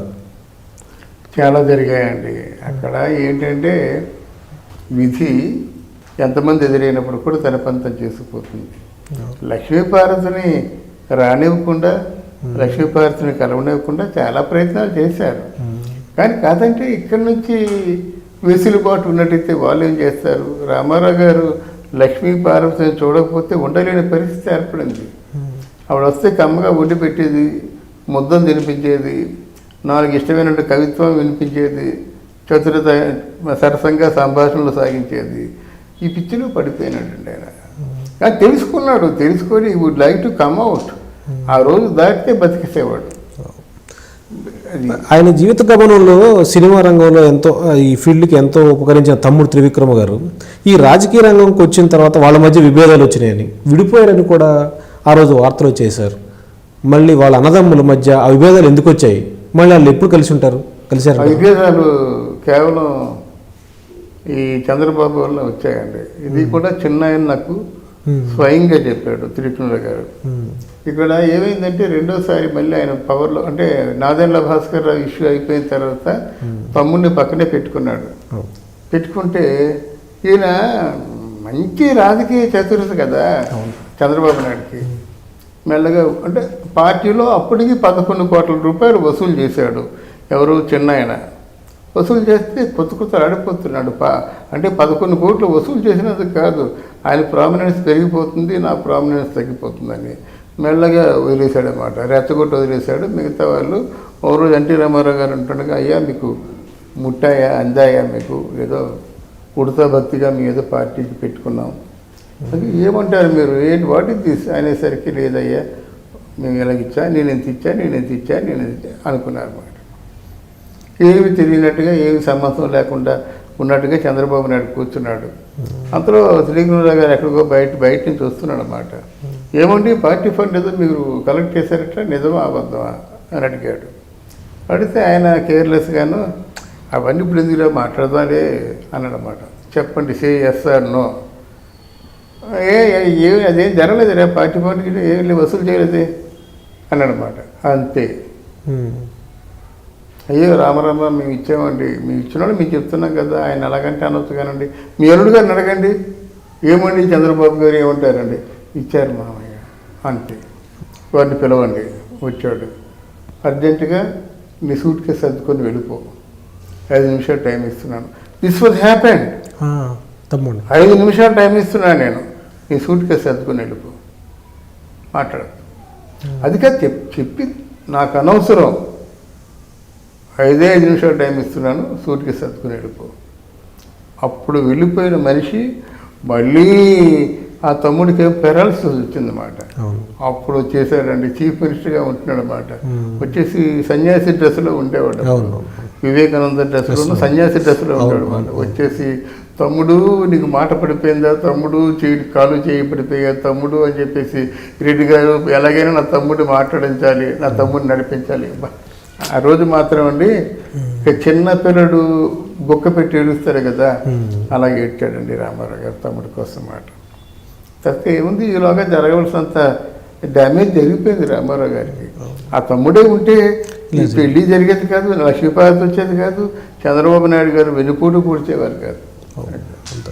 ఒక చిన్న విషయం సార్, ఈ తెలుగుదేశం పార్టీ ఆవిర్భావం ఎన్టీఆర్ గారు నాదంటే, నాదెండ్ల భాస్కరరావు గారితో కూడా ఒక ఇంటర్వ్యూ చేశాను సార్. తెలుగుదేశం పార్టీని స్థాపించింది నేను, నా పార్టీని ఎన్టీఆర్ గారు హైజాక్ చేసి తీసుకున్నాడు, ఆయన్ని కాదు నడిపించింది నేనే అన్నాడు ఆయన, నాదెండ్ల భాస్కరరావు గారు. ఈ పార్టీ నాదెండ్ల భాస్కరరావు గారు ఎన్టీఆర్ గారు స్థాపించింది. నాదెండ్ల భాస్కరరావు గారు చెప్పింది కరెక్టేనండి. కానీ ఇప్పుడు ఫర్ ఎగ్జాంపుల్ నాదెండ్ల భాస్కరరావు గారు పార్టీ, ఇప్పుడు వైఎస్ఆర్ కాంగ్రెస్ పార్టీ రిజిస్ట్రేషన్ ఎవరిదండి, ఎవరో ఉన్నారు. మరి జగన్ హైజాక్ చేశాడా? లేదండి. వాళ్ళు పాపులర్ ఫిగర్ కనుక ముందు పెట్టారు, వాళ్ళు ఓన్ చేసుకున్నారు.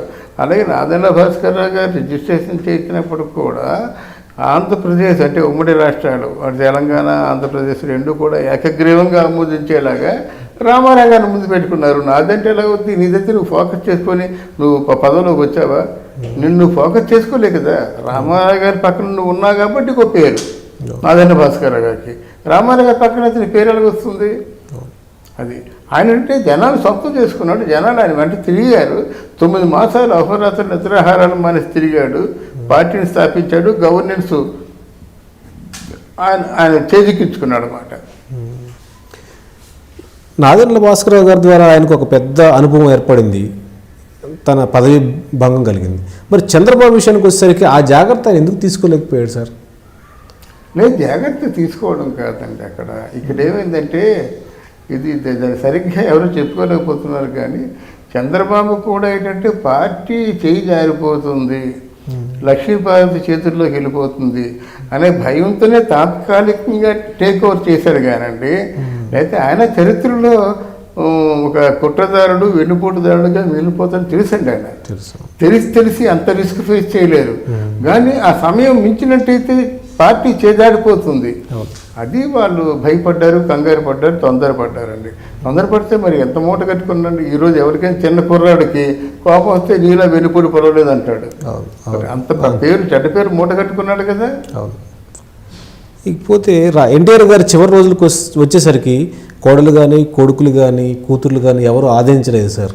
మరి ఆ సందర్భాన్ని మీ అతి దగ్గరగా మీరు చూశారు, మిమ్మల్ని చెప్పమంటే? అంటే వీళ్ళంతా కోడళ్ళు, కొడుకులు ఎవరు ఆదరించలేదని అంటారు కానండి, ఇవన్నీ తప్పుడు అవగాహనలు అండి. రామారావు గారు ఎప్పుడైనా కుటుంబంలో అందరితో కలిసి కూర్చొని భోజనం చేశాడా?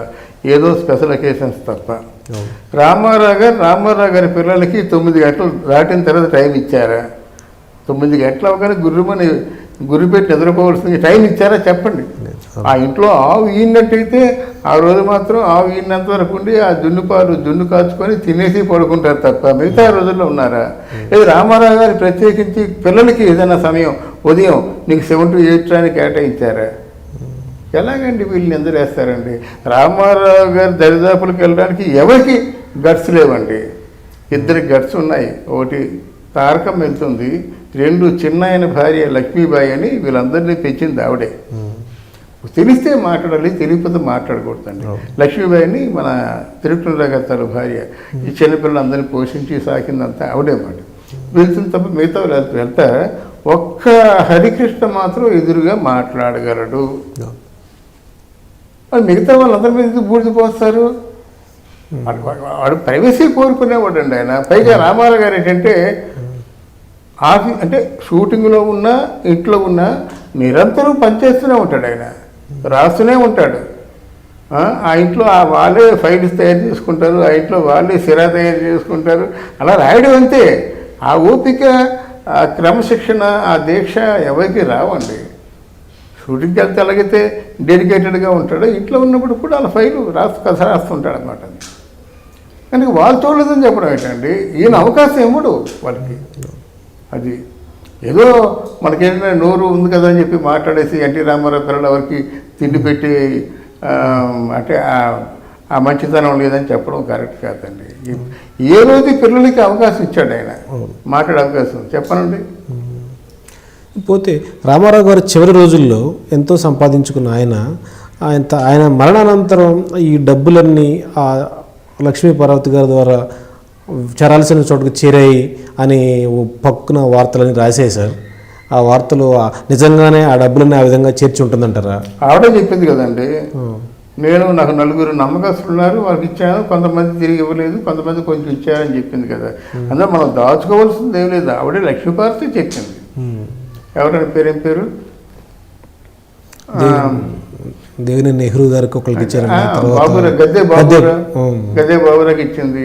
ఇక రాజేంద్ర ఎవరున్నారు, జయభూషణ్ హాస్పిటల్ అనిల్ కుమార్ ఉన్నాడు. ఇలా కొంతమంది పేర్లు ఉన్నాయన్నమాట.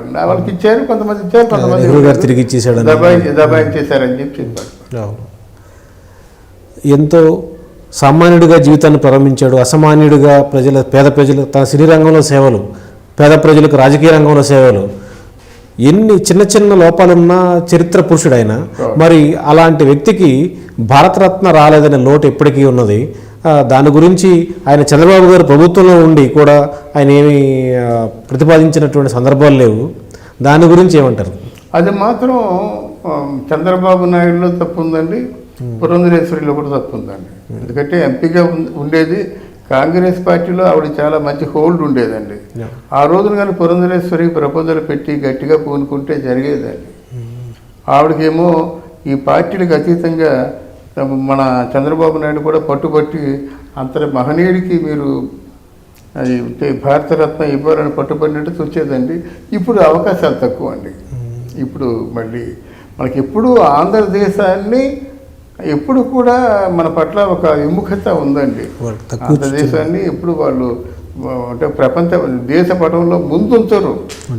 మన మేధావర్గం అదృష్టవశాత్తు మంచి నాయకులు ఉన్నారు కాబట్టి నీలం సంజీవ్ రెడ్డి, కాసు బ్రహ్మానందరెడ్డి, మన ఎవరు తెన్నేటి విశ్వనాథం, టంగుటూరు ప్రకాశం పంతులు ఇట్లాంటి మహనీయులు అందరూ ఉన్నారు కాబట్టి వాళ్ళు దామోదరం సంజీవయ్య వీళ్ళందరూ ఉన్నారు కాబట్టి జలగ వెంగళరావు, అందువల్ల వైఎస్ రాజశేఖర రెడ్డి వీళ్ళందరూ భారతదేశంలో చాలా గర్వించదగ్గ నాయకులు అన్నమాట. ఆ నాయకులందరూ ఆంధ్రదేశానికి సొత్తు అయ్యారు అన్నమాట. లేకపోతే ఎవరు చూస్తారండి ఆంధ్రదేశాన్ని? ఇప్పుడు ఎవరు చూడరండి. ఆంధ్రదేశం అంటే ఒక ఆట వస్తువుగా మారిపోయింది వాళ్ళ చేతుల్లో. ఎన్టీఆర్ జనం మెచ్చిన నాయకుడు, జనం మెచ్చిన హీరో. ఒకసారిగా పార్టీ పెడుతుంటే జనప్రపంచం ఆ విధంగా వచ్చింది, కానీ తనతో పాటుగా నటించినటువంటి అప్పటి కృష్ణ గారు కానీ, శోభన బాబు గారు కానీ, మిగతా నటులు ఎందుకు ఆయనకి సహకరించలేదంటారు? అసలు రాజకీయ నాయకులు మొట్టమొదటిసారిగా ఇంటరాక్ట్ అయింది నాగేశ్వరరావు గారినేనండి. నీలం సంజీవ్ రెడ్డి వచ్చినా ముందు నాగేశ్వరరావు గారి ఇంటికే వచ్చారు, బ్రహ్మానంద రెడ్డి వచ్చినా నాగేశ్వరరావు గారి ఇంటికే వచ్చారు. అందువల్ల రాజకీయ నాయకులు అందరికీ కూడా నాగేశ్వరరావు గారి ఇంటికి వచ్చి నాగేశ్వరరావు గారితో మంతనాలు చేయడమే అలవాటు. ఈయన ఇప్పుడు భవనం వెంకట్రాము చీఫ్నట్టు అయిన తర్వాత అనుకోకుండా ఆ రాజకీయాల మీద దృష్టి మళ్ళించి వీళ్ళందరూ మన నాదెండ్ల భాస్కర్ రావు వీళ్ళందరూ ఉండి ఒక కొత్త యంగ్ డైనమిక్ లీడర్స్ని తీసుకొద్దాం అనుకుంటే ఆ విధంగా తీసుకొచ్చాడండి. అందులో ఏం లేదు. అయితే నాగేశ్వరరావు గారిని సలహా అడిగినట్టయితే నాగేశ్వరరావు గారు చెప్పారు, బ్రదర్ నీకు ఈరోజు ఈ ఆలోచన వచ్చింది, నాకు 30 సంవత్సరాల ముందే ఆలోచన నా చెవిలో వేశారు. రాజకీయం సినిమా రంగం రెండు ఒకటి కాదు. సినిమా రంగంలో వాడు క్లాప్ కొడితే మనం నటించాలి, ఇక్కడ క్లాప్ కొట్టినా కొట్టపోయినా నటిస్తూనే ఉండాలి. అక్కడ అది మనం చేయలేము, మనకు అందుబాటులో లేని నటన. మనం మన మన మన ఇష్టమైన తిండి అక్కడ తింటాం, మన ఇష్టం వచ్చినట్టుగా మాట్లాడతాం. ఇప్పుడు సినిమా రంగంలో నువ్వు నేను రారాజులు లాంటి వారి మన మాట చలామణి అవుతుంది. మనం మాట్లాడితే వాళ్ళ ఇంటికి వెళ్ళి ఎదురు లోపల తిట్టుకోవచ్చు కానీ ఎదురుగా తిట్టరు కదా. ఇక్కడ రాజకీయ రంగంలో అలా కాదు. నువ్వు చీఫ్ మినిస్టర్ అయినా సరే పొరపాటు నోరు జారవంటే ముఖం మీద కలిపి పారేస్తారు, ప్యాండీలు మొహాన్ని కొడతారు. ఇవన్నీ ఆలోచించుకో అవసరం లేదు అని చెప్పేసి వాళ్ళు తిరస్కరించారు. అంటే కృష్ణ సలహా తీసుకోవాల్సినంత అవసరం ఎన్టీ రామారావు లేదు, ఒక నాగేశ్వరరావు గారిని సంప్రదించారన్నమాట. అలాగే ఇంకొక విషయం మీకు చెప్పాలి. అసలు చాలామంది నేను ఆయన కోసమే పుట్టాను, భగవంతుడు నన్ను ఆయన కోసమే సృష్టించాడని చెప్పే ఈ లక్ష్మీపార్వతి ముందుగా నాగేశ్వరరావు గారి దగ్గరికే వెళ్ళి ఆత్మకథ రాస్తామని చెప్పింది.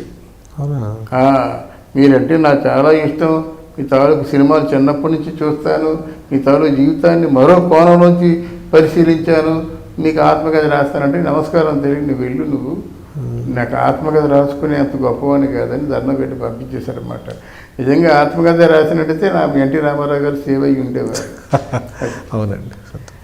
ఎన్టీఆర్ నటుడుగా ఎంతో గొప్ప స్థాయిలో ఉన్నప్పటికి కూడా హీరోయిన్ విషయాలకు వస్తే డ్యాన్స్ వేస్తూ వేస్తూ ఆ హీరోయిన్లతో హార్ష్గా బిహేవ్ చేసేవాడని, కొట్టేవాడని, గట్టిగా కౌగిలించుకునేవాడని. ఉదాహరణకి ఆ యమ్మగోళ సినిమాలో కూడా ఆ జయప్రద చిలక్క కొట్టుడు కొడితే అని చూస్తుంటే కూడా ఎంత నవ్వుకున్నప్పుడు కూడా వాళ్ళు సెట్ బయట బాధపడేవాళ్ళు అంట సార్. దాంట్లో ఏమాత్రం ఎంతవరకు నిజం ఉందంటారు? దాంట్లో 100% నిజం ఉందండి. మనకి సినిమాని ఒక 4 వర్గాలుగా తీసుకోవచ్చండి. సూపర్ క్లాస్ ఒకటి, క్లాస్ ఒకటి, మిడిల్ క్లాస్ ఒకటి, లోయర్ క్లాస్ ఒకటి. ఏ సినిమా అయినా సరే లోయర్ క్లాస్ ఆదరించినట్టయితేనే మిగతా వాళ్ళు చూస్తారండి.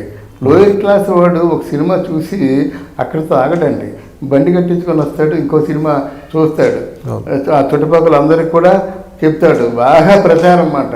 తర్వాత ఏంటంటే సామాన్యుడు మనకున్న వాళ్ళలో 90% కష్టాలు పడుతున్న వాళ్ళేనండి.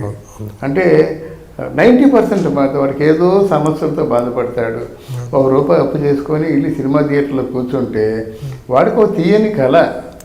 ఇప్పుడు వాడికైతే హీరోయిన్తో కానీ ఒక లేడీతో అలా ఉందామని ఉంటుంది. అవును. వాడి మనసులో ఎలాంటి కోరికలను అయితే పెంచుకున్నాడో ఆ పెంచుకున్న కోరికల్ని ప్రత్యక్షంగా చూపిస్తున్నాడు నటి రామారావు.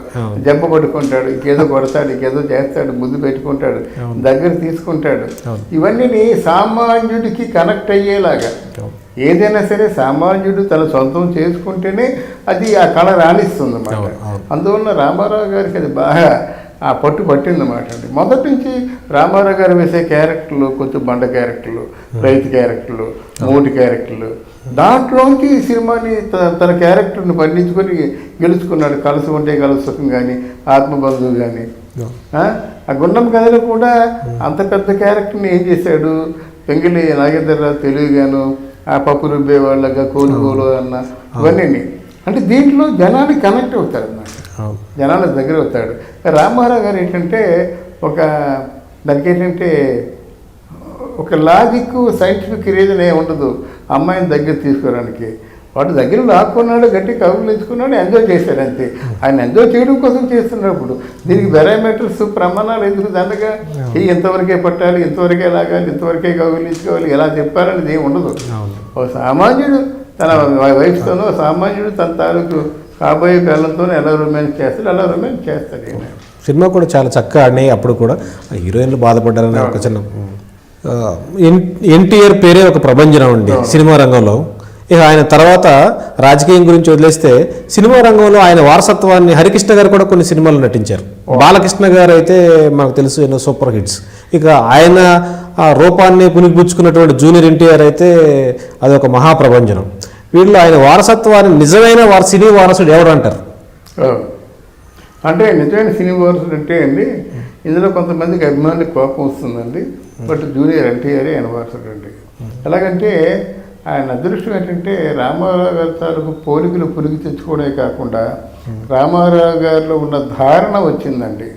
డైలాగ్ ధారణ చూసారు వచ్చింది, అదే రూపం వచ్చింది, టైమింగ్ వచ్చింది, పెద్ద పట్టుదల వచ్చింది. రామారావు గారు ఎలాగైతే 10 పేజీలు మ్యాటర్ చదివి అప్పగించేస్తాడు, అలాగ అప్పగించేటువంటి ఒక షార్ప్ తెలివితేటల మాట అండి వచ్చాయండి. అంటే బాలకృష్ణ మరి కొడుకు కదా, ఎందుకు ఆయన వారసుడు కాదా అంటే కొడుకు వారసుడే. మనం వారసుడు అన్నా అనకపోయినా వారసుడే, కానీ ఓవరాల్గా ఆయనలో ఉన్నటువంటి ప్రతిభా విశేషాలు ఎవరికి వచ్చాయంటే మాత్రం జూనియర్ ఎన్టీఆర్కి వచ్చాయండి. మీరు తప్పకుండా ఎన్టీఆర్ ఎంతైతే వైభవాన్ని చూశాడో అంత వైభవాన్ని జూనియర్ ఎన్టీఆర్ చూస్తాడు. అది రాజకీయ రంగానికి వస్తే ఆంధ్రప్రదేశ్లోని ఇటు తెలంగాణలోనూ తెలుగుదేశం పార్టీ కనుమరుగైపోయింది అంటలో కూడా ఆశ్చర్యం లేదండి. చాలా ఇంచుమించుగా గెలిచిన వాళ్ళు కూడా ఈ పార్టీలో ఉన్నట్టుగా లేదు. ప్రజలు తెలుగుదేశం అభిమానులు అందరి ఆశ ఒక వ్యక్తి వైపే చూస్తుంది. కుమారుడు బాలకృష్ణ అయితే ఎమ్మెల్యేగా ఉన్నాడు, కానీ ఈ తెలుగుదేశం నావ నడిపించే నాయకుడు ఎవరంటారు? ఈ జూనియర్ ఎన్టీఆర్ ఉంటారా, ఈ బాలకృష్ణనా, లేకపోతే బాలకృష్ణ కూతురా? ఇలాంటి స్పెక్యులేషన్స్ అని చాలా వచ్చాయి. మీ యొక్క అనుభవంతో దాన్ని విశ్లేషించి. అంటే బాలకృష్ణ గారు నడిపించలేరండి, నడిపిస్తే ఎప్పుడో నడిపించేవాడు, ఇప్పుడు కాదు. మరి తెలుగుదేశం పార్టీకి ఒక నాయకుడు అవసరం అన్నప్పుడే ఆయన పార్టీ పగ్గాలు చేపట్టవలసిందండి. ఆయనకి పొటెన్షియాలిటీ లేదు. ఎప్పటికైనా తెలుగుదేశం వాళ్ళ తాతగారి పేరుని నిలబెట్టవలసిన వాడు జూనియర్ ఎన్టీఆర్ అండి. ఎందుకంటే ముందు చూపు ఉంది, విచక్షణ ఉంది, విశ్లేషణ ఉంది, ఎవరిని నొప్పించడు. అది చాలా గొప్ప విశేషం అండి. చాలా సందర్భాల్లో, చాలా కాంట్రవర్షియల్ సందర్భాల్లో, ఇప్పుడు కొడాలి నాని విషయంలో కానివ్వండి, వంశీ విషయంలో కానివ్వండి, చాలా తామరాకు మీద నీటి బుట్టులా ఉంటూ చంద్రబాబు నాయుడికి ఆయనకి విభేదాలు ఉన్నప్పుడు కూడా నా తాత పార్టీ, నా తాత స్థాపించిన పార్టీ, నా తాత పార్టీ కోసం నా ప్రాణాలు ఇస్తున్నాను అని ఇలా చెప్పడం మాత్రం ఆయన రాజకీయ చతురతకి నిదర్శనం అండి. ఒక పక్క తాతని ప్రశంసిస్తూనే, తాతని పూజిస్తూనే తాతకి నేను ఉన్నానని చెప్తున్నాడండి. పార్టీకి నేను ఉన్నానని చెప్పడమే కదా. మరి చంద్రబాబు నాయుడికి ఆ పార్టీ వాళ్ళు ఎవరు లేరండి. ఇప్పుడు లోకేష్ ఉన్నాడు, అనుకోకుండా మాట్లాడుతుంటే గాంధీ గారి జయంతి December 31 అన్నాడు అనుకోండి, మన ప్రపంచంలో అలాగ అన్న వ్యక్తులు ప్రపంచంలో అలాగ అన్న వ్యక్తులు ఎదురే ఉన్నారండి. ఒకటి లోకేష్, 2 కేఏ పాల్. అందువల్ల మరి ఆ జాతిలో చెందిపోతున్నాడు అనమాట. అలా కాకుండా కొంచెం రాజకీయ చతురత కావాలండి. రాజకీయ చతురత అంటే మనం బయట పడకూడదు. ఇలా చేశాడా అని మనం వింటే మాడు పగిలిపోవాలన్నమాట. అది రాజకీయం. ఏంటి ఇలా మాట్లాడాడు అనవసరంగా అనుకుంటే అది రాజకీయం ఎలా అవుతుందండి? రాజకీయం కాదు. రాజకీయ వారసత్వం అయితే జూనియర్ ఎన్టీఆర్ పగ్గాలు అందుకుని ఆ భవిష్యత్తు మళ్ళీ తిరిగి ఆ తెలుగుదేశానికి వస్తుందంటారు. తప్పకుండా తెలుగుదేశం మనం అంతరించిపోతుందేమో అన్నాం కదా, అంతరించిపోతుంది అనే టైంలో ఎవరు ఊరుకోరండి. 36 years 37 years ఆ మొక్కకి నీళ్ళు పోసిన తర్వాత ఆ మాను కొట్టేస్తుంటే ఎవరు ఊరుకుంటారండి? రెడీమేడ్ పార్టీని ఎవరైనా తీసుకుంటాడు. 2014 ఎన్నికల్లోకి వచ్చేసరికి చంద్రబాబు నాయుడు గారు ఈ జూనియర్ ఎన్టీఆర్ సహకారం తీసుకుని 5-6 నియోజకవర్గాలు ఆయన తిప్పారు. మహాప్రపంచం చక్కటి ఉపన్యాసాలు తాతను మరిపించాడు అనిపించారు. తర్వాత 2019 ఈ ఎలక్షన్కి వచ్చేసరికి జూనియర్ ఎన్టీఆర్ని పక్కన పెట్టి పవన్ కళ్యాణ్ ఇంటికి వెళ్ళి పవన్ కళ్యాణ్ గారిని ఆహ్వానించి ఆయనతో ప్రచారం చేయించుకున్నాడు. కానీ జూనియర్ ఎన్టీఆర్ని పార్టీ వైపు కనీసం ఇంటికి వెళ్ళి పిలిచిన సందర్భం లేదు. మరి అందుకనే ఈయన పార్టీకి జూనియర్ ఎన్టీఆర్ దూరంగా ఉంటూ వచ్చాడా? అసలు ఈయన జూనియర్ ఎన్టీఆర్ మళ్ళీ తెలుగుదేశం పార్టీలోకి వస్తాడా? ఈయన చంద్రబాబు మధ్య వాళ్ళిద్దరి మధ్య ఉన్న సంబంధాలు వాటి గురించి మీరు ఇక్కడ మనం ఒక విశేషం ఉంది, గమనించారండి. ఈరోజు తెలుగుదేశం పార్టీ ఇంత దయనీయమైన స్థితిలో ఉందంటే దానికి కారణం చంద్రబాబు నాయుడు అండి. ఎందుకంటే పార్టీని బ్రతికించాలండి. వ్యక్తిగా నువ్వు బతికితే మాకేం కావాలి? Sorry to say like this. మనకు కావాల్సిన వ్యక్తి కాదు, కావాల్సింది కొద్దిమంది వ్యక్తుల సమూహం అహోరాత్రులు అంటే కష్టపడి జెండా పోసి పార్టీని స్థాపించుకొని 37 years ఉన్నారంటే అది మాట్లాడేది మాటలు కాదు కదా. అప్పుడు నువ్వు అప్పుడు సొంత గురించి నీ సొంత వ్యక్తిగత లాభం సొంత లాభం కోసం ఆలోచించుకుంటావు ఎందుకు? ఒకటి. రెండవది, పవన్ కళ్యాణ్ దగ్గరికి వెళ్ళావు, ఆయన్ని ఆశ్రయించావు, దానివల్ల నీకు అనుకోరింది ఏమిటి?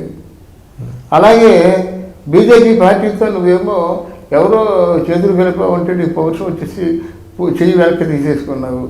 దానివల్ల నష్టపోయిందంతా. అంటే నీ వ్యక్తిగతమైన ఆలోచనల కోసం, నీ వ్యక్తిగతమైన అంటే రాజకీయ లబ్ధి కోసం ప్రజల్ని పార్టీని త్యాగం చేస్తావా? ఇది క్షమించరాని నేరం అండి. అది ఇప్పుడు ఎన్టీ రామారావు ఎప్పుడు వస్తారండి? పార్టీ కనుమరుగైపోతుందని ఇప్పుడు అనుకుంటున్నాం, కానీ పార్టీ సజీవ సమాధి అయిపోతున్న రోజున ఎవరో కాపాడుకోవాలండి. మీరు చంద్రబాబు నాయుడు అనుకున్నాడా? ఇప్పుడు చంద్రబాబు నాయుడు అనుకున్నాడా ఎప్పుడైనా సరే తెలుగుదేశం పార్టీకి అచ్చెన్నాయుడు అధ్యక్షుడు అవుతారని? అనుకోలేదు కదా సార్. చంద్రబాబు ఆయన ఉండాలి, అది లోకేష్ ఉండాలి, అది బాలకృష్ణ ఉండాలి, అది ఇంకెవరో ఉండాలి.